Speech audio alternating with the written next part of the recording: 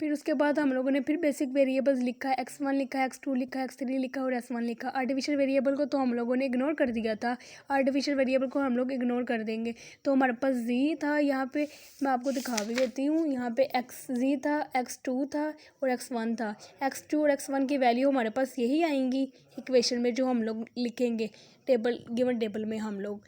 तो जो हमारे पास z की वैल्यू है उसको हम लोग यहाँ से निकाल लेंगे।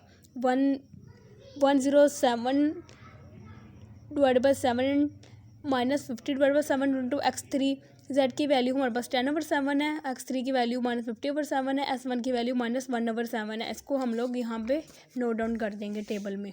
तो हमारे पास z की वैल्यू x1 की वैल्यू नहीं दी हुई तो 0 आ जाएगा, x2 की वैल्यू भी 0 आ जाएगी, x3 की वैल्यू ये आई थी 50/7 और s1 की वैल्यू क्या आई है 1/7 और सोल्यूशन की वैल्यू क्या आई है यहाँ पे 102 डिवाइड बाई 7। ये कांस्टेंट वैल्यू थी, x3 की वैल्यू ये थी और s1 की वैल्यू ये थी। लेकिन जब हम लोग ये हमारे पास मैक्सिमम है, कांस्टेंट की वैल्यू इधर ही रहती है, बाकी वैल्यू इधर जाके प्लस माइनस हो जाती है। यहाँ पे दोनों माइनस में थी, जब गिवन टेबल में गए ना हम लोग यहाँ पे तो हमारे पास ये दोनों पॉजिटिव हो गई। तो ये पीछे हम लोगों ने पढ़ा कि दोनों ये इक्वेशन में हम लोगों ने पीछे ऐसे लिख दी।